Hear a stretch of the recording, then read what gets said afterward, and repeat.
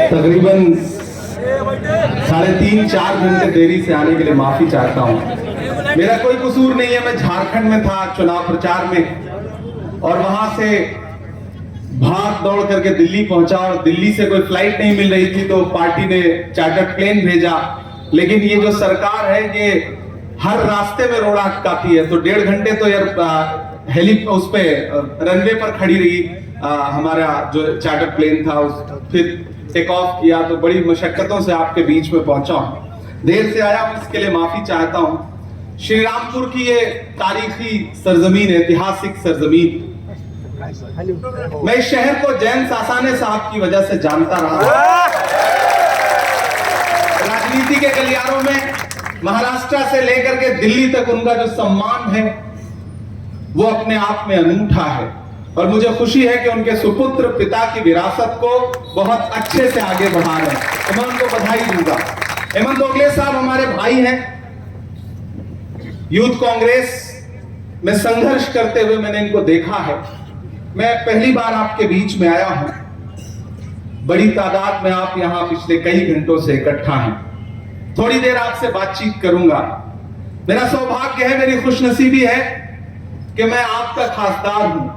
देश की सबसे बड़ी पार्लियामेंट में आपका प्रतिनिधित्व करता हूं, आपकी नुमाइंदगी करता हूं।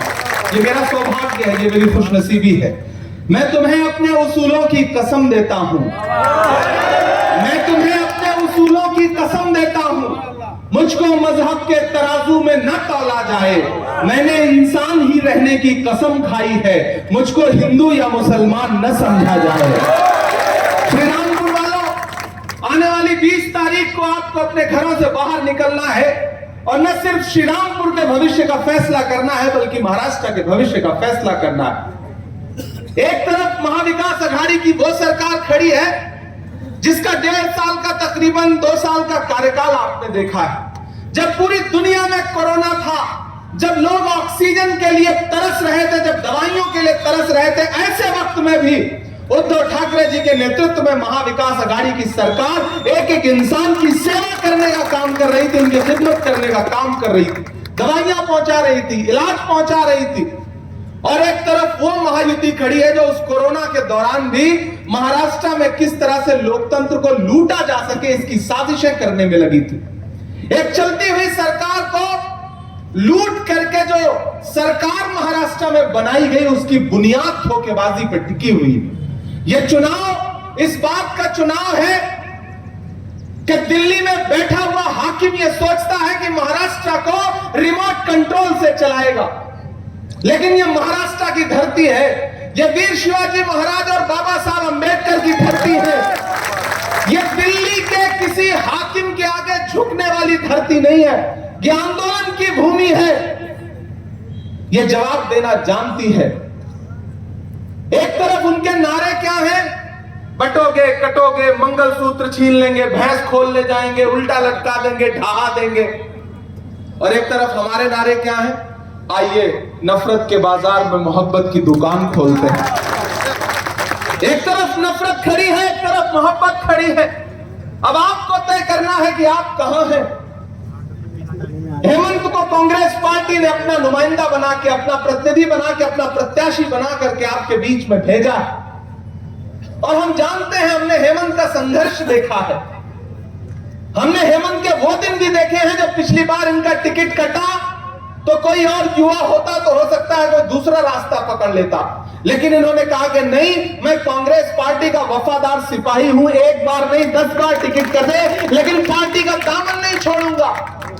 आज जब इनको टिकट मिल गया तो वो बुजुर्ग लोग, वो सीनियर लोग, जुगनू भी मेरे घर में चमकने नहीं देते, जुगनू भी मेरे घर में चमकने नहीं देते, कुछ लोग अंधेरों को सिमटने नहीं देते। हम हैं कि नई पौध लगाने पे तुले हैं, बरगद है कि पौधों को पनपने नहीं देते। ये नई पौध जो कांग्रेस पार्टी ने यहां पे रोकने का काम किया है, जो हिंदू, मुसलमान, सिख, ईसाई, दलित भाई, आदिवासी भाई सबको साथ लेके चलने वाला इंसान है। ऐसे इंसान के लिए मैं हजारों किलोमीटर दूर से चल करके, भागदौड़ करके, अपना दामन फैला के आपसे यह कहने आया हूं कि मेरे भाई, ये चुनाव बहुत जरूरी चुनाव है। ये चुनाव बहुत महत्वपूर्ण चुनाव है। याद करिए भाजपा सरकार के नेताओं के वो भाषण जो लोकसभा चुनाव के दौरान वो पूरे देश में दे रहे थे, चाहे अनंत हेगड़े हो, चाहे लल्लू सिंह हो, चाहे अरुण गोविल हो, चाहे प्रिया मिर्धा हो, उनके भाषण क्या थे? हमें बहुमत दो क्योंकि हमें संविधान बदलना है। लेकिन वो तो देश की जनता का शुक्रिया, सैल्यूट है भारत की जनता को कि 400 पार का नारा लगाने वालों को 240 पे लाके पटक दिया। उनके मंसूबे नाकामयाब हुए, अकेले दम पर खड़े नहीं हो सके तो 2 नकली टांगे लगानी पड़ी उनको। एक आंध्र प्रदेश से उधार लिया, एक बिहार से उधार लिया, एक चंद्रबाबू, एक नीतीश बाबू। अब अगर आपने महाराष्ट्र में कुछ खेल कर दिया तो पता नहीं कौन सी टांग अपना रास्ता अकेले पकड़ ले और दिल्ली वाले कब धड़ाम होके गिर जाए, कोई भरोसा नहीं है। आजकल मोदी जी बहुत परेशान रहते हैं इसलिए क्योंकि जितना सम्मान उन्होंने कभी अडवाणी जी को नहीं दिया, उससे ज्यादा तो उन्हें नीतीश कुमार को देना पड़ रहा है। देश बदल गया है, माहौल बदला हुआ है, इसलिए सारा तिकड़म लगा करके महाराष्ट्र वालों बस आपको एक बात ध्यान में रखनी है। मैंने कहा ना, मैं राज्यसभा में आपका प्रतिनिधित्व करता हूं, आपके लिए आवाज उठाने का काम करता हूं। मेरी पार्लियामेंट की स्पीचेस उठा के देख लेना। मैं भले ही महाराष्ट्र की धरती में पैदा नहीं हुआ हूं, लेकिन मेरा सौभाग्य है, मेरी खुशनसीबी है कि जब मेरे नेता राहुल गांधी जी ने मुझे पार्लियामेंट में पहुंचाने के बारे में फैसला किया तो उन्होंने मुझे महाराष्ट्र भेजने का निर्णय लिया। ये मेरे लिए सबसे गर्व की बात है, सबसे सौभाग्य की बात है। और मैं आपको विश्वास दिलाता हूं, आपको यकीन दिलाता हूं कि जब मैं देश की पार्लियामेंट में खड़ा होकर बोलता हूं तो मेरी स्पीचेस उठा के देख लेना कि ऐसा आपको लगेगा कि जैसे ये बेटा जो आपका पार्लियामेंट में खड़ा होकर बोल रहा है वो आपके बीच पैदा हुआ है, आपकी मिट्टी का है। मैं आपके लिए आवाज उठाता हूं। मैं उस बुनियाद पर आपसे कहने आया हूं कि हेमंत हमारे बहुत चहेते प्रत्याशी हैं, राहुल जी के बहुत चहेते प्रत्याशी हैं, पूरी कांग्रेस पार्टी के बहुत चहेते प्रत्याशी हैं, पूरी महाविकास अघाड़ी के चहेते प्रत्याशी हैं। ऐसे में आप इन्हें आमदार बना करके असेंबली में पहुंचा दीजिए क्योंकि महाराष्ट्र में महाविकास अघाड़ी की सरकार बनने जा रही है, एक तरफा सरकार बनने जा रही है। ये आपका नौजवान साथी आपके लिए अपनी सरकार से भी लड़ेगा और दिल्ली वाली सरकार से भी लड़ेगा। और मैं आपका खासदार हूं तो ये वादा करता हूं आपसे कि एक जिताइए, एक साथ में फ्री पाइए। इससे अच्छा ऑफर तो कुछ हो नहीं सकता। ये आपके लिए यहाँ असेंबली में बोलेंगे, मैं वहां खड़ा होकर के पार्लियामेंट में बोलूंगा।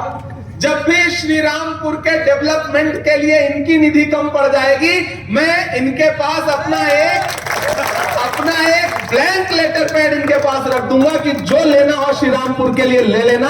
ये आपका हक है, ये आपका अधिकार है, मैं आपसे वादा करता हूं। इसलिए मैं आपसे अपील करने आया हूं कि किसी के झांसे में मत आइए।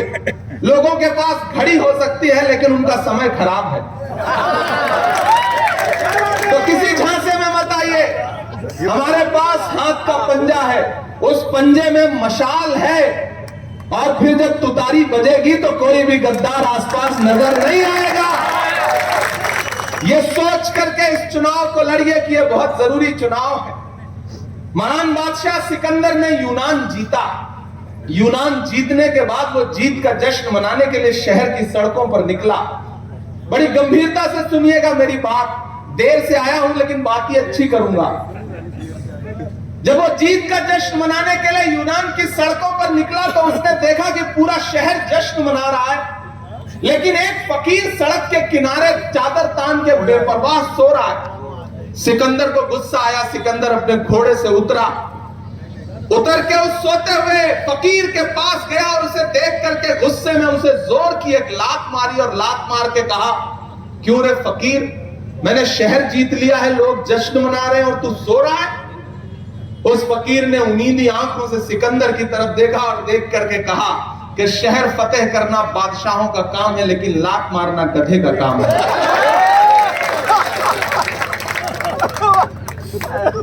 ये जो दिल्ली में बैठी हुई सरकार है और जो महाराष्ट्र की सरकार है, पहले एक इंजन, फिर दूसरा इंजन, फिर वो भी कम पड़ा तो तीसरा इंजन। ये धोखेबाजों की और खोखेबाजों की सरकार है। इनको जब चैन नहीं पड़ा, एक पार्टी को तोड़ के सरकार बनाई तो फिर दूसरी पार्टी को भी तोड़ा, फिर भी चैन नहीं बना तो चुनाव निशान छीन लिया। लेकिन मैं जहां पैदा हुआ हूं उस उत्तर प्रदेश का और जहां का प्रतिनिधित्व करता हूं उस महाराष्ट्र का, दो राज्यों का धन्यवाद अदा करता हूं कि लोकसभा चुनाव में भारतीय जनता पार्टी को जमीन पर लाके पटका है तो इन दो राज्यों ने पटका है। जो परिणाम आपने दिया है कि पैर के नीचे से जमीन सरक गई, तो वो जो धोखा दिया था, वो जो खोखा दिया था, उसका बदला लीजिए इस चुनाव में। घरों से बाहर निकलिए 20 तारीख को।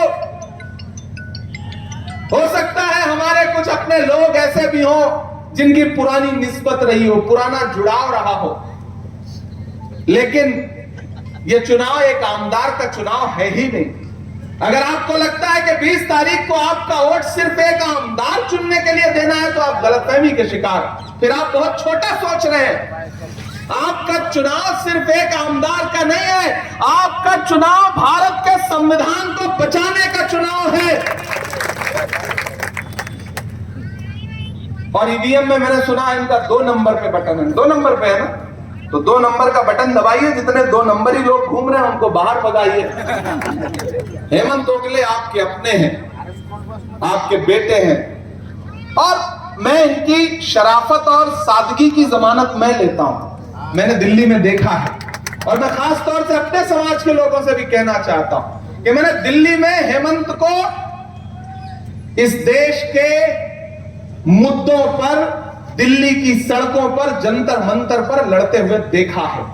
इसलिए अपना एक भी वोट बर्बाद मत करिए। भाजपा वाले जीतेंगे, शिंदे गट के लोग जीतेंगे तो अंबानी और अडानी का कर्जा माफ होगा। अगर महाविकास आघाड़ी जीतेगी तो किसानों का कर्जा माफ होगा। यह फर्क है उनके और हमारे बीच में।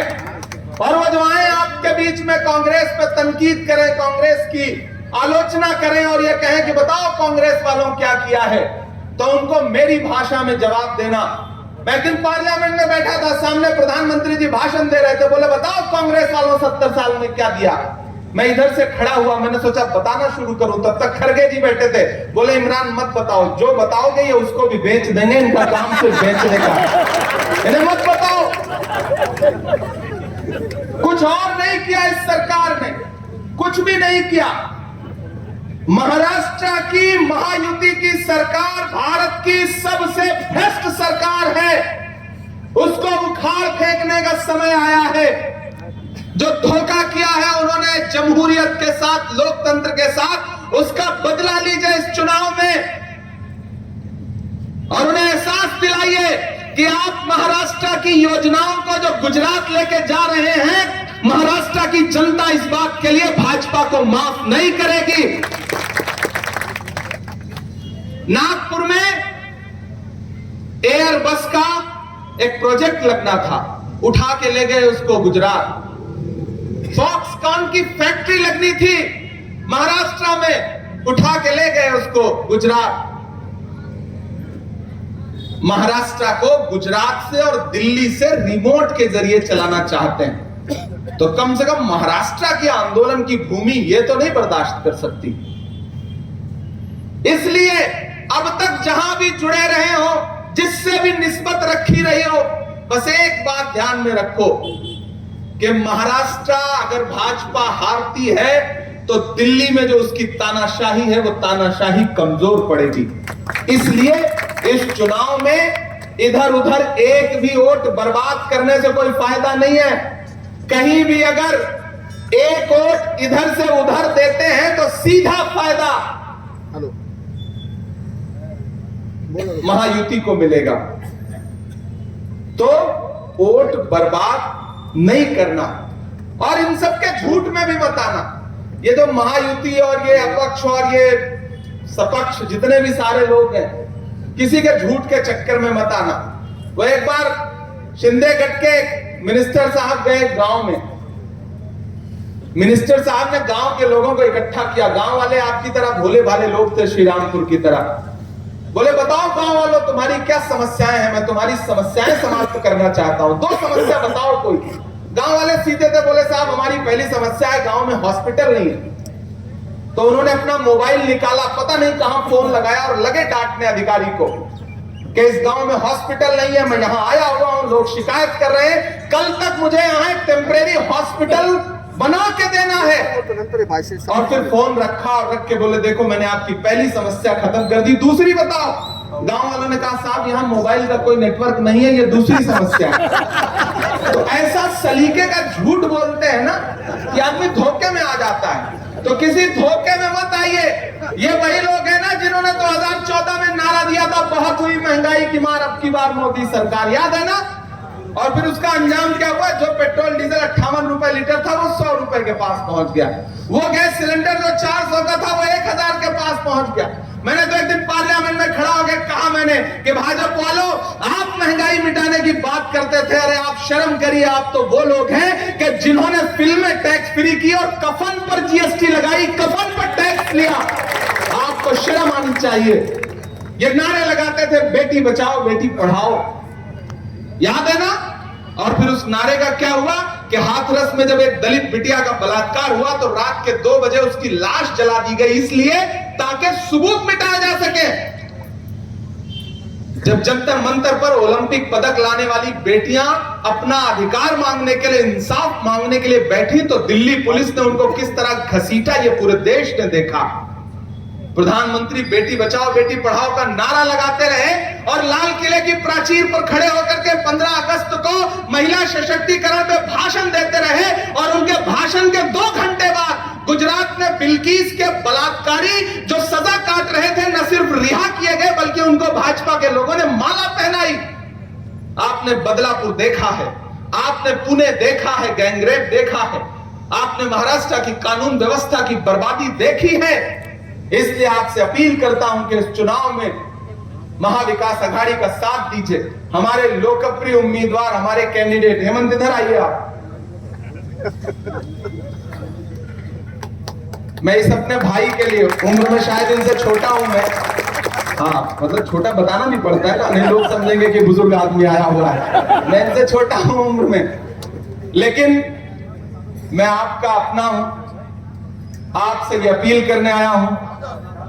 करण भैया आप भी इधर आइए ना, आप आएंगे तो हेमंत को दोनों तरफ से घेरने की जरूरत है ना, उधर से आप इधर से मैं, तो थोड़ा और मजबूती मिल सके। दाएं और बाएं आप देख रहे हैं ना कौन लोग हेमंत की जमानत ले रहे हैं, इनके लिए कौन लोग खड़े हैं। तो मेरी आपसे गुजारिश है कि हमारे आने को, करण भाई के निवेदन को अस्वीकार मत करिएगा। एक साथ आइए। हम धर्म जात मजहब की राजनीति करने वाले लोग नहीं हैं, हम इंसानियत और मानवता की बात करने वाले लोग हैं, हम प्रेम की बात करने वाले लोग। आपने देखा होगा हमारे नेता राहुल गांधी को कन्याकुमारी से कश्मीर तक 4000 किलोमीटर पैदल चले। वो क्यों? एक नारा लगाया, नफरत छोड़ो भारत जोड़ो। आपने देखा है कभी? नरेंद्र मोदी जी कहते थे कि राहुल गांधी तो शहजादे हैं, सुना है आपने ना? ये कहते थे कि राहुल गांधी तो शहजादे हैं। बताओ दुनिया में कोई ऐसा शहजादा दूसरा जो भारत के लोगों को गले से लगाने के लिए अपने पैर के छालों की परवाह किए बगैर 4000 किलोमीटर चले? मैं चला हूं राहुल गांधी जी के साथ कन्याकुमारी से कश्मीर तक, हेमंत भी रहे हैं बहुत सारी जगहों पे। जब मैं चलता था तो लोग मुझसे कहते थे इमरान साहब आप तो कवि हैं, शायर हैं, सियासतदान बाद में हैं, आप राहुल गांधी के साथ चल रहे हैं, आप क्या कहेंगे? तब मैं कह देता था कि जो हर जालिम से टकराएगी वो आंधी बनाऊंगा, जो हर जालिम से टकराएगी वो आंधी बनाऊंगा। नए अंग्रेज आए हैं, नया गांधी बनाऊंगा। मैं चला हूं राहुल जी के साथ, तो मैं उसी बुनियाद पर आपसे ये कहने आया हूं कि आप तो वो लोग हैं ना जो इस बात पर ईमान रखते हैं कि मजदूर का पसीना सूखने से पहले उसकी मजदूरी उसे दे देनी चाहिए। रखते हैं कि नहीं रखते हैं? मैं रखता हूं इस बात पर ईमान, आप सब भी रखते हैं ना कि मजदूर का पसीना सूखने से पहले उसकी मजदूरी उसे दे देनी चाहिए। मैंने देखा है राहुल गांधी के माथे का बहता पसीना, मैंने देखा है राहुल गांधी के पैर के छाले। मैं आज आपसे राहुल गांधी की मजदूरी मांगने आया हूं, और वो मजदूरी है हेमंत ओगले को जिता करके असेंबली पहुंचा दीजिए। ये सबसे बड़ी मजदूरी है। हेमंत की। और जाते जाते शायरी नहीं सुनाऊंगा तो आप सारे लोग कहेंगे कि देखो ये भी नेताओं की तरह आया, भाषण देके चला गया। मैं नेता तो हो ही गया हूं, लेकिन थोड़ी बहुत तो अंदर शायरी भी बची हुई है, तो मैं एक नज्म सुना करके आपको जाता हूं। याद करिए, हाँ बिल्कुल सुनाऊंगा, आपके बिना कहे सुनाऊंगा। अब आ गया हूं तो मक्तल में बच के जाना, कि आपको सुनाना ही सुनाना है।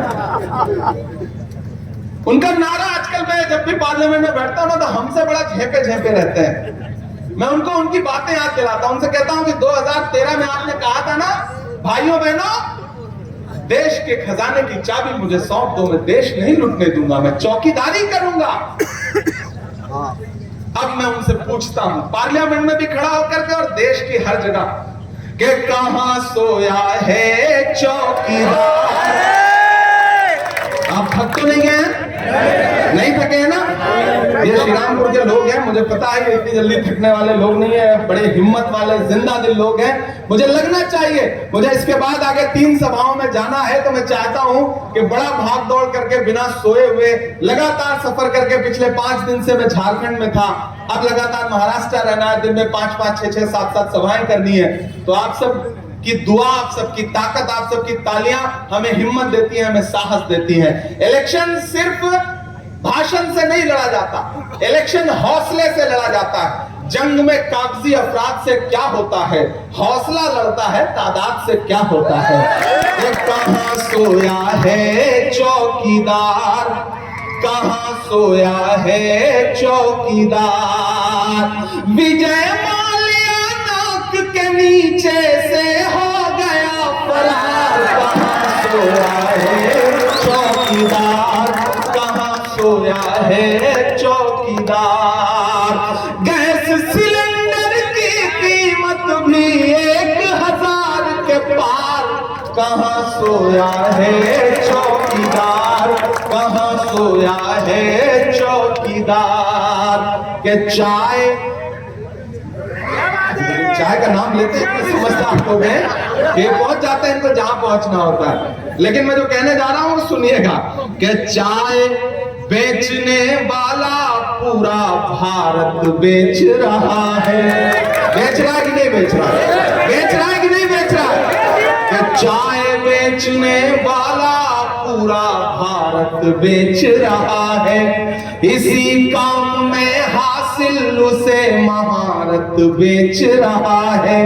कि रेल बिक गई, तेल बिक गया, बिका हवाई अड्डा। अगली जो लाइन है ना, उस पर अगर आपको दिल में गुदगुदी हो ना, तो तालियों का शोर दिल्ली तक पहुंचाइएगा। कि रेल बिक गई, तेल बिक गया, बिका हवाई अड्डा।